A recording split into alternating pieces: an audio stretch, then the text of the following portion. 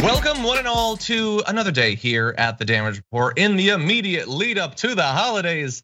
I don't know if you're excited. I'm excited partially because I'm going to be taking the next day or two off, but also excited for the news, which is interesting and rich and full of awful people. But most especially, I'm excited for our guest, Senator Nina Turner. Nina, welcome back to the show.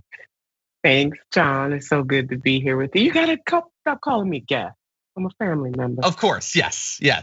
You belong here more than me. I think most of the audience would agree on that.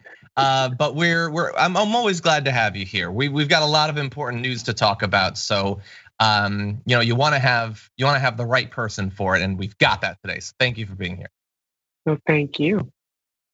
And all of you out there, thank you for being here as well. We've got a lot that we're gonna be talking about through the course of the next 90 minutes. So if you wouldn't mind hitting the like button and sharing the stream, that would be great. We will of course be responding to your comments, tweets, super chats, all that. Also, I wanna let you know that despite the fact that I'm gonna be off for the next couple of days, the show is gonna be here. So tomorrow, J.R. Jackson is gonna be leading the show for Big News Wednesdays, joined by David Schuster. And on Thursday, Francesca Fiorentini is gonna be leading, and Brett Ehrlich is gonna be joining her. So it's just gonna be sheer madness.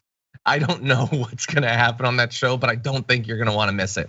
We'll be off for Friday, but we will be uploading new content to the channel, some interviews and things like that. So definitely stay tuned for that.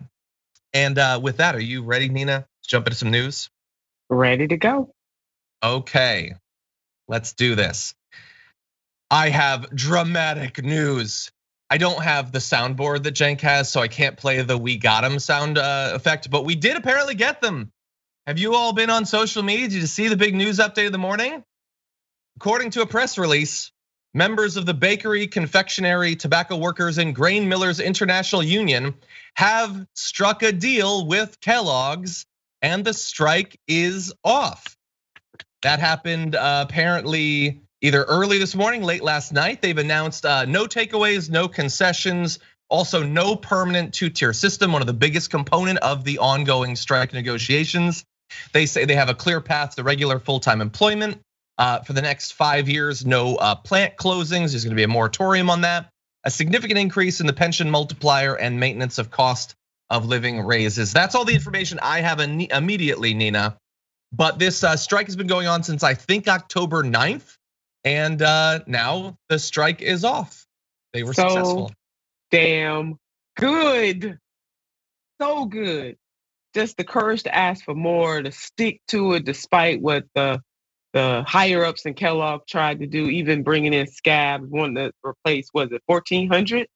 Yeah, 1,400 They thought workers. they were gonna do that. That's a mammoth. They were just talking trash.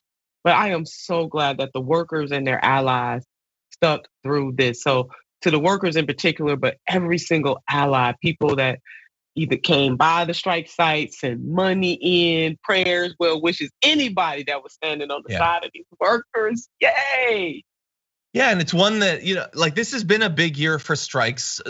Some of them have gotten a little bit of press coverage, some haven't, but I have seen a lot of social media activity in support of these strikers. And we've seen the strikes all over. Like these were at different plants. We've had strikes in New York. We've had coal miners striking as well. And so I'm glad that it seems like there's at least a little bit of renewed grassroots support for these strikers. And we've had big wins. I mean, the John Deere success early on. Now this, we've got some successful unionization finally. At Starbucks, we're gonna have exactly Starbucks. We're gonna have another election at the Amazon warehouse. So I don't know, like amidst all of the other bad news that we've had for our entire lives, a little bit of good news for the labor movement. So that's certainly nice. Some glimmer of hopes and John and I.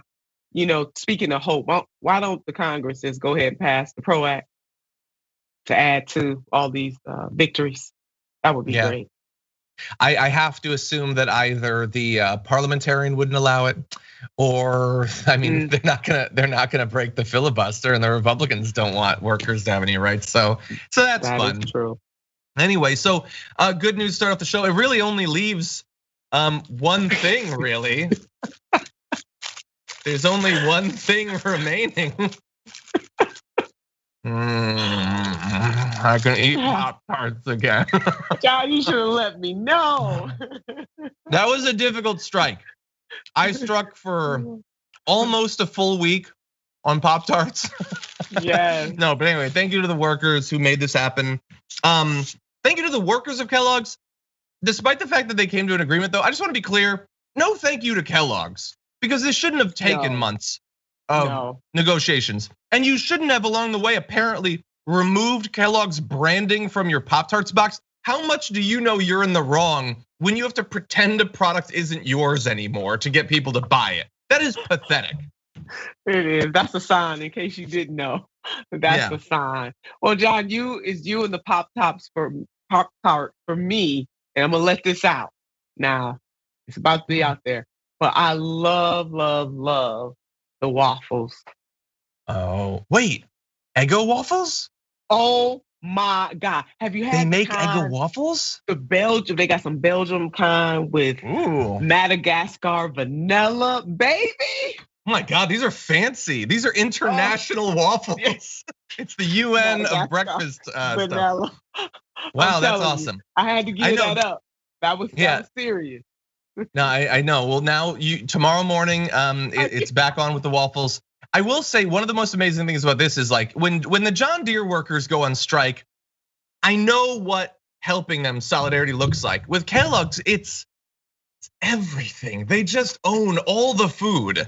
Yes, they do, which is a problem. But exactly. Everything. But anyway, I'm good.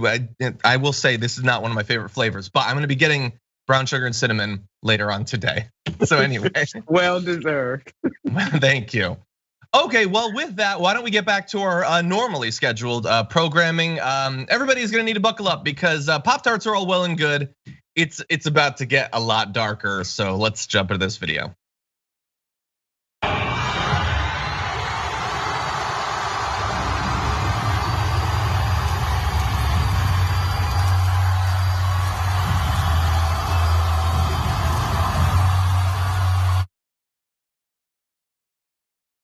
So that was not like WrestleMania or whatever, although I guess it's not impossible to imagine that he would come out to cheers at some sort of wrestling event. But no, that was the Turning Points America Fest or whatever.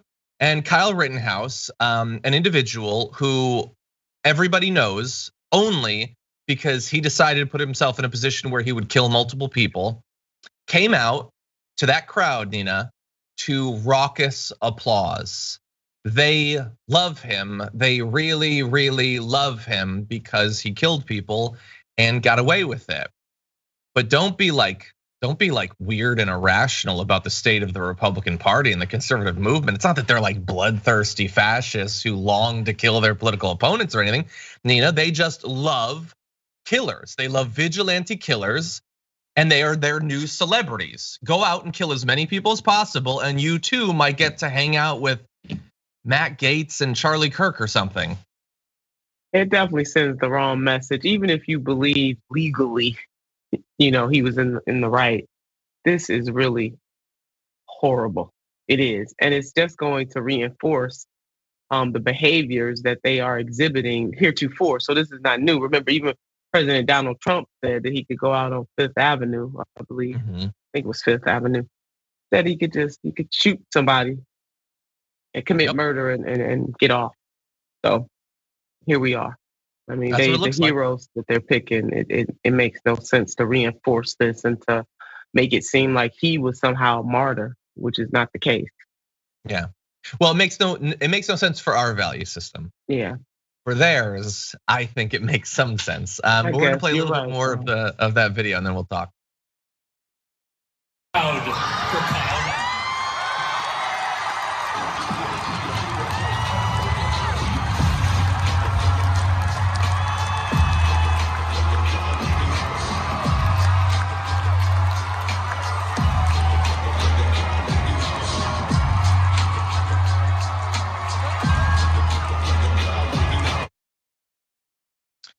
Yeah, so we're not gonna play anything of whatever he said or whatever because he doesn't know anything and his opinion doesn't matter. But as a symbol, he certainly matters. And the right has established through the course of this year, two symbols of their movement, two people that they go crazy for.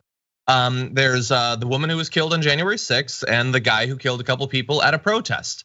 Because that is what this cult is about. People who are willing to kill for the movement and people who are willing to die for the movement. It is a cult of death.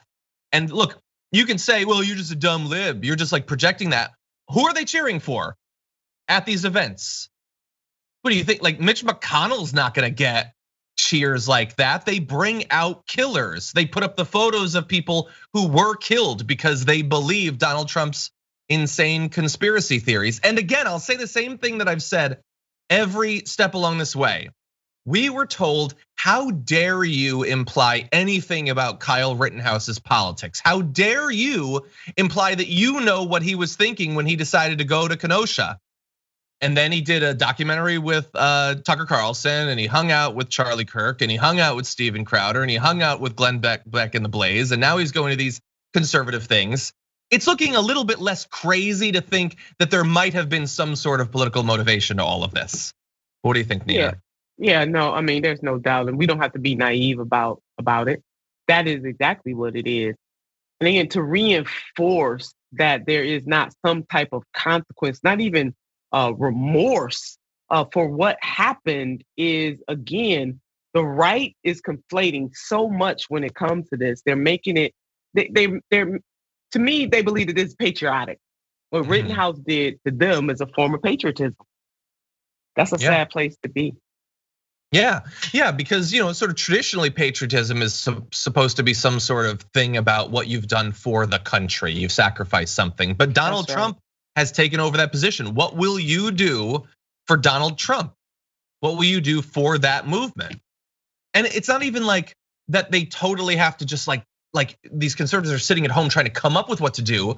This sort of encouragement to vigilante violence during the protest was going on for literally months. He's just one of several people who decided to act on it. He's not the only one. There were other people who were attacking protesters, and there were right-wing provocateurs going and killing cops to try to start a race war and those sorts of things. He's the one that they have plucked out of it because a jury said that what he did was totally cool. So they love that. They love the official recognition of their acts as being okay. That's what they want to see. And I also want to point out, by the way, we're gonna do a few more videos from that event, but that event just strikes me as so amazing. They did that pan, you saw that, Nina, around the room, and there was tons of people. It's a huge room. Obviously, an incredible amount of money went into this. And on the show yesterday, we were talking about the people who went. It's like all of the big right-wing, like Fox News personalities. Who's who? All the craziest people in elected politics. And what strikes me is this would, like an event like that could not happen on our side. Because like we are not, like we will sometimes work with a Nancy Pelosi or Chuck Schumer, but we don't agree with them on everything. We have a hostile relationship with those who are taking up these spots in Democratic leadership and these seats in Congress. We want a president who actually supports our values, would fight for our policies. And while we might occasionally once in a while appear on like an MSNBC or a CNN, we're incredibly critical of them because we don't agree. But on the right, it's uniformity. Their supposed right-wing media is like informed slightly different than the mainstream right media, but they believe the exact same things. They support the exact same policies. They use the same narratives. They support the same politicians. The donors are the same people. So the politicians, the establishment media, the independent media on their side all agrees on everything. And that's what is required to have all of the big names on both sides coming together, being supported by God knows how much money was given to them by millionaires and billionaires to run an event like this. Like, and I talk about this not just to identify the other side, but this is what we're up against. We're up against virtually everyone. The establishment Democrats, their donors, and also the entirety of the right, which is a monolith. It pretends that there's these distinctions or whatever, but they really are all in lockstep trying to stop any sort of progress, any sort of threat to the billionaire class. No, that's exactly it. The corporatists of both parties mount up together. They go to the same dinner parties. They socialize in the same circles. That's it. And that is the machine we are fighting on the progressive left. You're absolutely right about that. And I don't know, John, if you remember a few years ago, it was 2016, also 2017, and this was led by the National Nurses United, but it was a People's Summit, pretty hot. And just even thinking about, we should do more of that. I know we got Netroots Nation and that kind of thing, but it would be great to see the left come together on the progressive left. Let me not confuse left. The progressive left to come together more often and lift one another and talk about how we move forward as a movement. Because they got it. They got a lock on that. Exactly. Yeah, I wish that more of that was possible, but there's a couple impediments. I mean, we have no well-funded media infrastructure version of what they have. It doesn't exist. CNN, MSNBC, they might support gay marriage. They ain't left. They're barely liberal. Like on the policies actually matter. They don't support us. They've got millionaires and billionaires who are willing to throw endless amounts of money at PragerU and Daily Wire and all that stuff. There's no like good progressive billionaires that are helping out. Like they create these anti-Semitic like boogeymen that are supposedly funding all this. Doesn't actually exist. And honestly, while we occasionally will sometimes link up with the relatively few progressive politicians that have been elected, honestly, even that linkage isn't as strong as I would like it to be in terms of supporting the media side of this movement. So there's a lot of work to be done. We got to do something about it. Yeah, John, we definitely have to do something about it. So we're planting some seeds right now. We need a whole bunch of TYTs out there, but maybe, hey, who knows, TYT could host something and bring some of our more progressive left independent media folks in and some of the members of the Progressive Caucus in Congress and a whole lot of grassroots leaders and do something special for our side. I'd like to see that happen. Yeah, me too.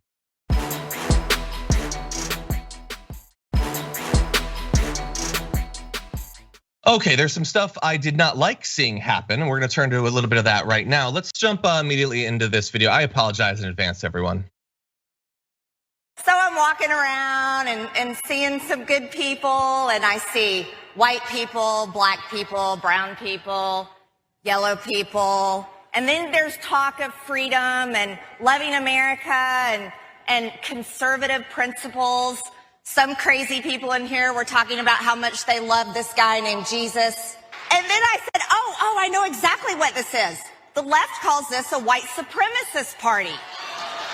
Okay, I know what I'm going to now. Yes, the left calls it a white supremacist party, but it can't be because as she says, when she goes in there, she sees white people, black people, brown people, yellow people. That is the evidence, Nina, that they're not the racists we unfairly present them to be. The way she describes it is she sees the Rainbow Coalition. I mean, I hate to use that term because she has just spoiled it for me, but that's pretty much, and Jesus. However, you don't talk about what would Jesus do on these issues that the progressive left is standing up for. I got a feeling, I got a hunch, at least the scriptures that I read, I think Jesus will be on our side. And how much clapping do you think Jesus would have done as Kyle Rittenhouse was trotted out on stage? Not a lot, none at all. Zero clapping for that. The thing, I'm an atheist, as I've said many times, but I honestly think some of the stuff that Jesus said is pretty cool. I like it. I think it would be great if like almost anyone other than the relatively small leftist Christian movement in the US actually believed any of it. He's super specific about what you're supposed to do. Like he literally says to turn the other cheek. I'm fairly sure it was specific in the Bible. Nope. Turning the cheek was cool a couple thousand years ago. Now it's sort of outdated. I like the idea of blasting someone with an assault rifle. It's just like I'm not the one who says that this is the divine mandates of the creator of all reality. You guys say that, so why don't you pay attention to the things that he asked you to do? No, we're going to do unto others as you would have them do unto you is the golden rule. And that golden rule is pretty much centered in all of the major religions of the world. There's some tenet of that. So you're absolutely right. I think Jesus would be for extending or having paid family leave. I damn sure know that Jesus would support Medicare for all. There's whole scriptures in there about feeding the hungry and clothing the poor and going to visit people in prison. Yeah. Whole bunch of scriptures in there about that, but you won't hear them talk about that at those events. Exactly. Yeah, and I don't look. I honestly don't know what else to say about the ridiculous normalized racism and misogyny and anti-Semitism and all that. Like every couple of weeks, she like rolls the dice and it comes up with a group that she has to say something incredibly offensive and derogatory about. She knew that she was on camera. She knew that she had a crowd of thousands of people, and she thinks that talking about yellow people is awesome. And within her movement, she's right. I didn't hear boos. I didn't hear a lot of people like saying, no, that's not acceptable. We're better than that. I didn't hear that. Yeah, I mean, certainly in the context that she was using it, but I have heard, people like Dr. Cornel West use, when you're talking about the rainbow concept, you use you use the color yellow. Some people may be offended by that. Some people might not necessarily. Coming from her though is not the same. Yeah. Well, look, it's not up to me. Obviously, it's up to each individual. How they prefer to be talked about. I don't think that she was asking people for their thoughts and then acting. Oh no! Oh, absolutely not. But I just wanted, I have been in circles, where that has happened in a very loving and uplifting way. And but you're right, if it's offensive to a group, definitely should not be used. Well, we're running a little bit low on time. So note to the director, I'd like to jump ahead to the first of the Jesse Waters, because there's one more event making a lot of news today that we need to jump into. So if we could go directly to the first of those videos. Now you're going for the kill shot. The kill shot with an ambush, deadly, because he doesn't see it coming. This is when you say, Dr. Fauci, you funded risky research at a sloppy Chinese lab, the same lab that sprung this pandemic on the world. You know why people don't trust you, don't you? Boom, he is dead. He is dead. He's done. Now, how you do that? 30 seconds. That's all you need. 30 seconds. Now, you get that footage to us. You get it to Fox. You get it to Human Events. You get it to Breitbart. You get it to Daily Caller. You get it to the Turning Point pipeline. Imagine Tucker Carlson teases out of the A block. Coming up. Brave college student confronts Lord Fauci at dinner. Exclusive footage, right back. Get us that. That's what we want.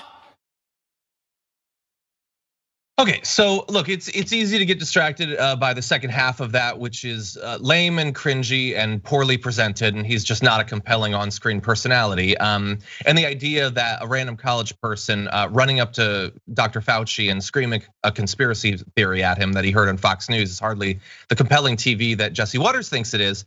But Jesse Waters there in his presentation that is ostensibly about like owning Fauci on a conspiracy theory, just totally coincidentally, Nina, involved him talking about you ambushing him, using the kill shot.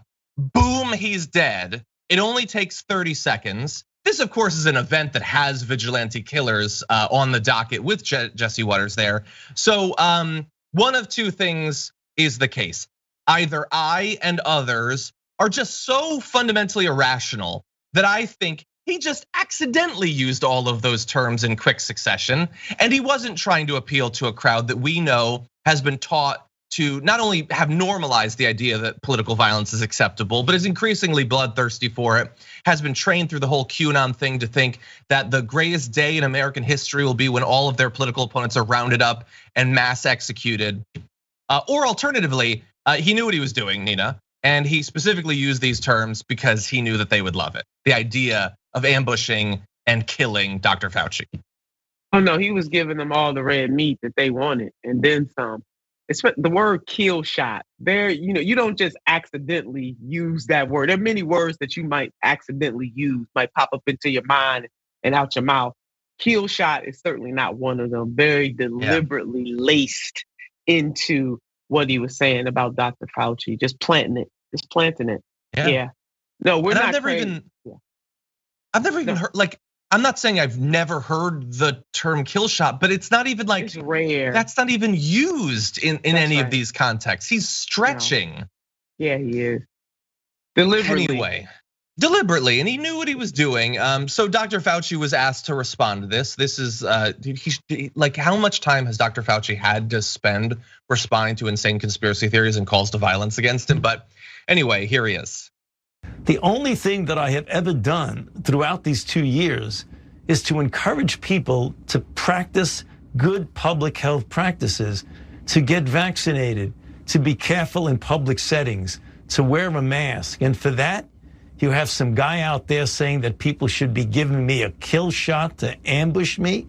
I mean, what kind of craziness is there in society these days?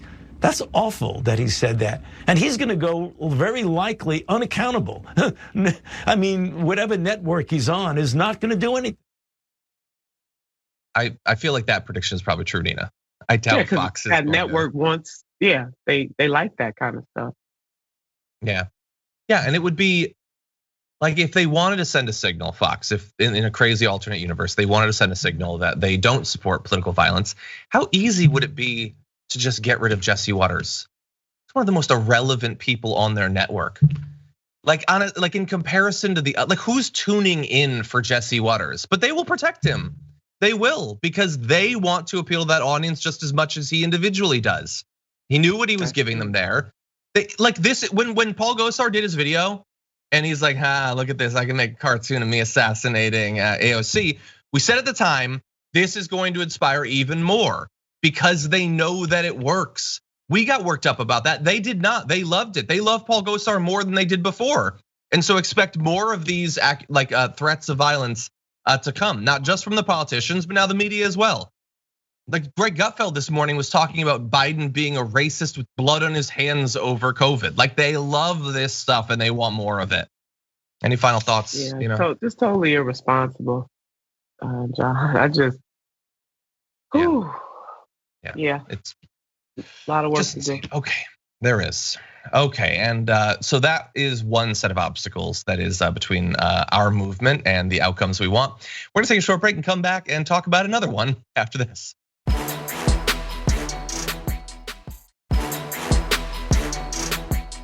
Okay, everybody, a little bit of an update to our main story yesterday. Let's jump into this video.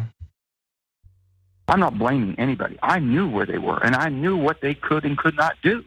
They just never realized it because they figure, surely to God we can move one person. Surely we can badger and beat one person up. Surely we can get enough protesters to make that person uncomfortable enough. They'll just say, okay, I'll vote for anything, just quit. Well, guess what? I'm from West Virginia. I'm not from where they're from, and they can just beat the living crap out of people and think they'll be submissive.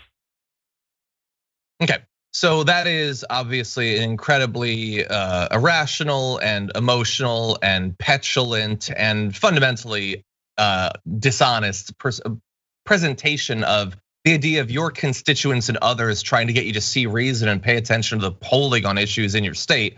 But the overall message there, Nina, is that Joe Manchin is very angry because in the wake of him announcing that he was going to unilaterally kill Build Back Better, people were critical of him. They were mean and he doesn't like it, Nina. And so you've been regularly critical of Joe Manchin on your social media, in speeches and appearances. So would you like to take this opportunity to apologize to the great and distinguished senator? No, John, hell to the no. Absolutely not. He really has some nerves. He was wined and dined at the White House. He was invited to Delaware. I'm surprised they're not throwing rose petals out for him to walk across in the way he has been treated by the administration and other of his colleagues. So what is he talking about, battered? You know what battering is? Not being able to know that the child tax credit is going to be extended. Not being able to have paid family leave, not having universal health care. And I mean, that's being battered, him battered, some nerve. Welcome to his world of privilege and BS, because that's what he's throwing out there. The man is wrong. The majority of his state believes in this shell of Build Back Better, because that's exactly what it is at this point. And he made some deals, and he just flat out said, you know what?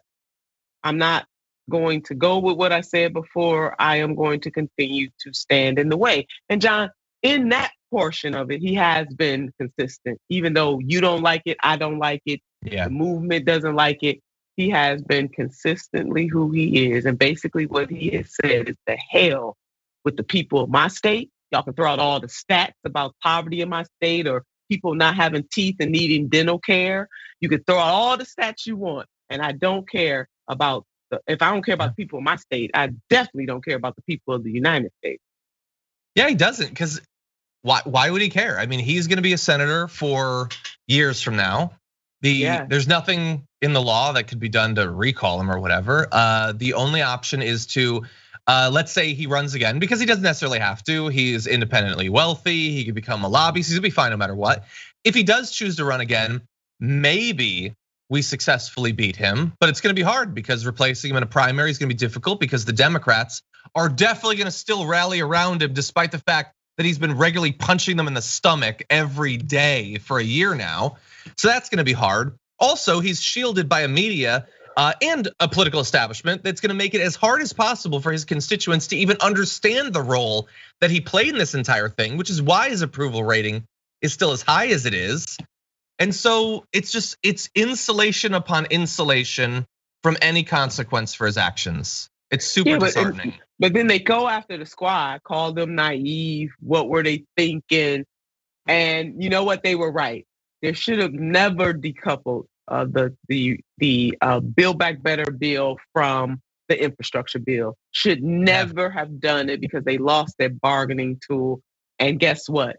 The squad members were right. 100% they were right. Yeah. But they get vilified, and Joe Manchin gets lifted by the mainstream media.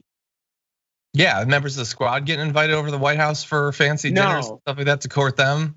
No. Or to Delaware. Do they have rose petals? Yeah.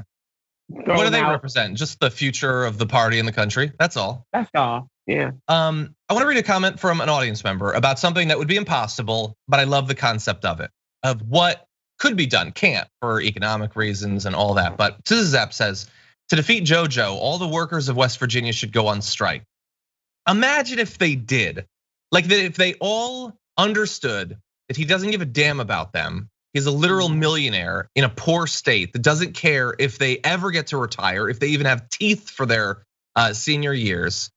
Right. Doesn't want them to have the child tax credit that would go to like 1 out of 6 of his constituents, literally our kids who would be benefiting from it. Doesn't care, doesn't give a damn about them. He's off on his yacht. Imagine if the workers said, okay, we can't recall you, but we can't afford to wait a couple of years. So we're going to put down our tools, we're not working. And then the business leaders eventually would have to pressure him as well. Until we get this guy to step down, we're done. If you're telling us we don't have a democracy, that you can just do whatever you want, you're a king. Okay, you can be a king, but what's gonna be the state of your kingdom? Now, maybe you wouldn't care for that either, I don't know, and it's not gonna happen because everybody's so poor off already that they can't afford to do that sort of thing. No. But man, I would just love to see it. Yeah, it's definitely a great sentiment for sure. Yeah. Well, that's it for Manchin for today. We'll see what ends up happening with him, but we have some other weird news. So let's jump immediately into this video. Both the president and I are vaxxed, and did you get the booster? Yes. I got it too. Okay, so. Don't. No. That's all. There's a very tiny group over there. Okay, so what you saw there was Bill O'Reilly and Donald Trump, who are doing this like roving tour of events that are apparently fairly poorly attended, which I think is hilarious. But anyway, he says that they're vaccinated and that they got the booster, and people started to boo.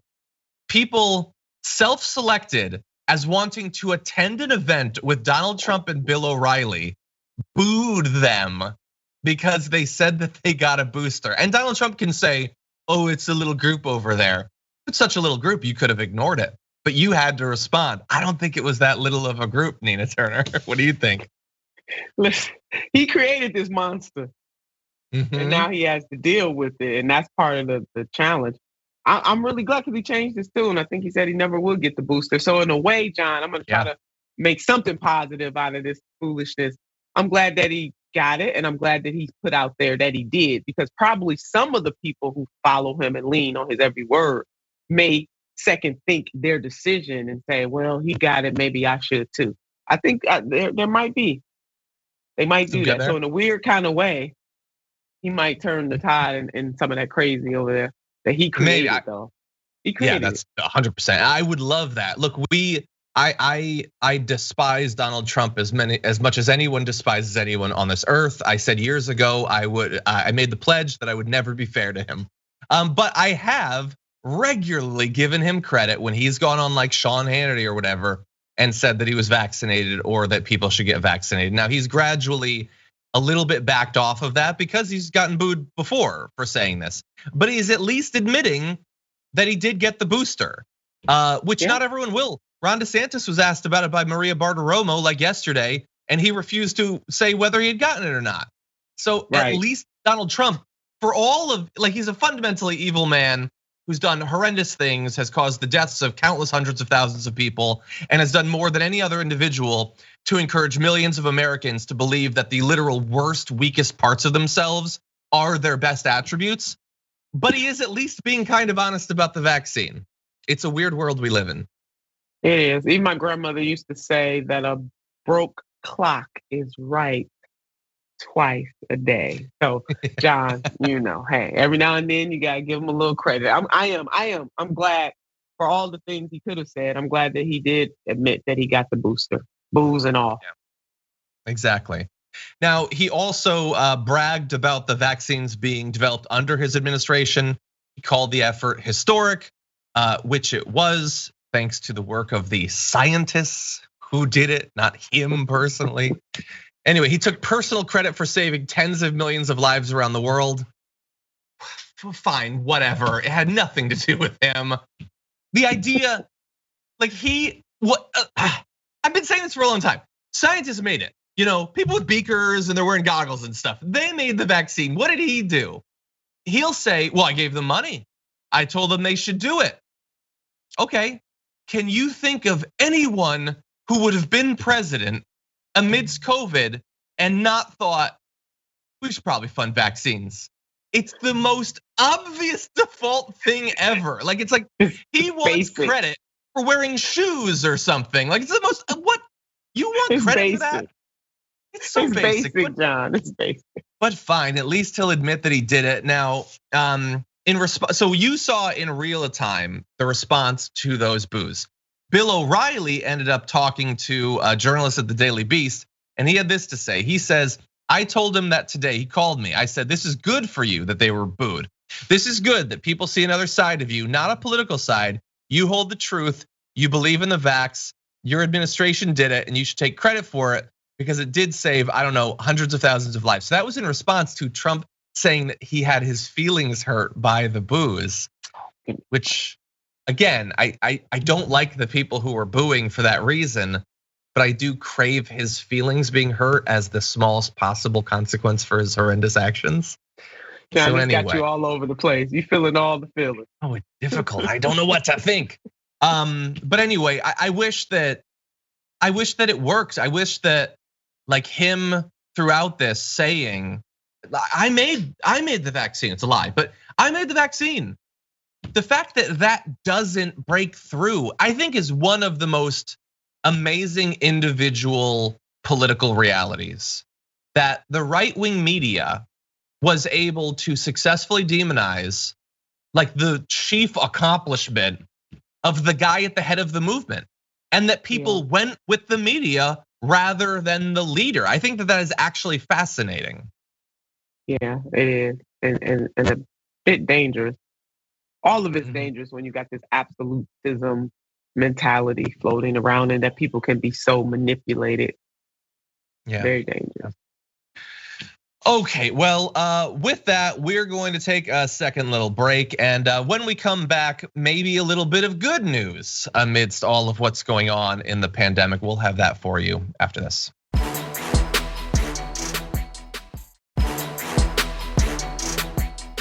Okay, yes, no, we're gonna do the story. Don't worry, we're gonna do the story. Okay, let's jump into this video here. Why not just make them free and give them out and have them available everywhere? Should we just send one to every American? Maybe. Then what happens if every American has one test? How much does that cost, and then what happens after that? All I know is that other countries seem to be making them available in greater quantities for less money. Okay, so that was Jen Psaki just a couple of weeks ago. We talked about it on the show. She was asked, as we're launching into the Omicron wave and cases are going up, why not just make the tests available? And she not only had to represent the wrong position, which, who knows if that's her position, the way that she answered it just seemed so needlessly condescending towards a very reasonable and serious question. But in any event, a lot can change in a couple of weeks, including apparently the stance of the administration on this topic. So after mocking the idea of sending out all of these tests, President Biden is going to do a conference today, and he's going to announce some new steps to confront a surge in coronavirus cases, including readying 1,000 military medical professionals to help at overburdened hospitals, setting up new federal testing sites, deploying hundreds of federal vaccinators, and buying 500 million rapid tests to distribute free to the public. So what do you know? Apparently they asked the question, well, how much would that cost? And then they decided, wait, we have calculators. Why don't we figure that out? And apparently, Nina, they did, and they will be available. The miracle of, what did she just say at this press conference? Oh, you better believe people were going ham when she gave. And you're right, it is the condescension. And I'm not sure if in that moment she knew exactly what to say. I think you're right to say that, John, whether or not she was actually speaking directly on behalf of the White House because she knew, or because she was just fumbling in the dark. I want to go with number two. She was just fumbling in the dark, which is why she kept asking the reporter questions. But egg on your face, baby. Egg on your face. What do you want us to do? Purchase kit for every American? Yes, we do, because we are trying to stop a mammoth called COVID in its next iteration, which is now the Omicron. Yeah, Jen Psaki. That is exactly what we want you to do. Yeah, and by the way, about this, I'm skipping. I am. I think it's a great move. And I love that the rapid test too, because look, testing is great, but a rapid test allows you to instantly change your behavior. That's it. Like, if it's not the rapid one, then are you potentially going to expose more people? There's just such holes there. And those rapid tests were so expensive. Like, to be responsible, I had to get rapid tested once or twice.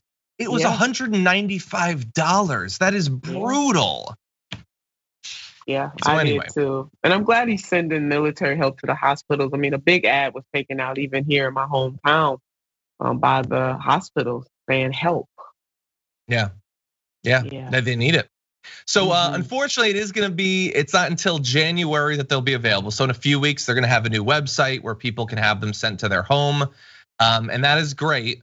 And it also, I wanna make sure that like the big headline is about the test, but there's more to it than just that. However, they're being clear, this is not about locking the country down. They're not gonna do any sort of, like, it's gonna be extra aid. No significant social restrictions or anything. So keep your expectations moderated, I guess.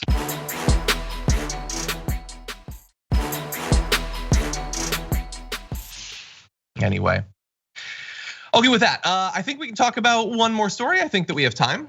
Okay.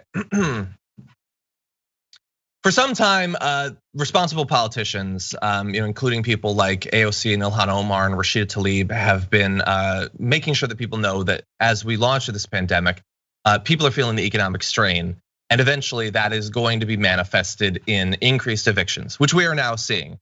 But there's another aspect to this story, a more pervasive structural aspect that might not be as news-wise sexy as a person being thrown out during a pandemic. But that doesn't mean that you shouldn't know about it. So I want to talk about this amazing reporting that I saw from NPR about mobile and manufactured home lots being bought up by big investors and what ends up happening when they do that. So they report that previously, a lot of these places where mobile homes are clustered are owned by so-called like mom and pop owners, like small businesses, sort of. Now we're facing a generation of them retiring and selling their land and the ownership of these lots and the administration of them. So investors and companies are coming in and buying them up. What is being found is that when they do that, they then raise fees and rents for the land under the homes and evict people who can't pay. Housing advocates say it's a disturbing trend that they've seen all over the country. So that's bad immediately, but wait until you find out what they're doing. So George McCarthy is an economist and also the president of the nonprofit Lincoln Institute of Land Policy. He says they come in to buy the parks, then they raise the rent, sometimes 20%, sometimes 50%, sometimes 70%. And that is bad for individuals, but they're doing it for a reason. So when they come in and they raise the rent, that increases their immediate cash flow and it increases the evaluation of the supposed value of that property, of that company. It will then be rated as being more valuable because in theory, it could be bringing in more money. What they do then is take that increased valuation of the land and barter that against a loan that they then take to use to buy more lots of land and administer more mobile and manufactured housing. So they can, in the short term, gobble up tons of property by like artificially jacking up prices. And the loans that they're getting, by the way, are not just private loans. They can be very low interest rate loans because they're guaranteed by Fannie Mae and Freddie Mac. Those are government agencies that are supposed to be helping regular people afford home ownership, but instead their loans are being given to massive investors who are then using it to buy up and kick out people from their homes. And apparently all of this is legal. There's nothing stopping them from doing this, and they're very enthusiastic about it. One CEO of something called Haven Park Communities says that these loans have supercharged their asset acquisitions. They use the loans to buy more than $100 million in just a short period of time. I apologize, we don't have much time, Nina, but just fast reaction. Yeah, no, it should not be allowed whatsoever. They need to change policies. And that co-op idea that came out of this story, where the people who live on those properties should be able to come pull their money together, buy them, and own their own property. That's a great idea. Nina Turner, as always, thank you so much for joining us. I hope that you have the absolute best holidays ever. Happy holiday, John, and to the entire Dragon Squad. Nothing but love for you, baby. Thank you. More after this.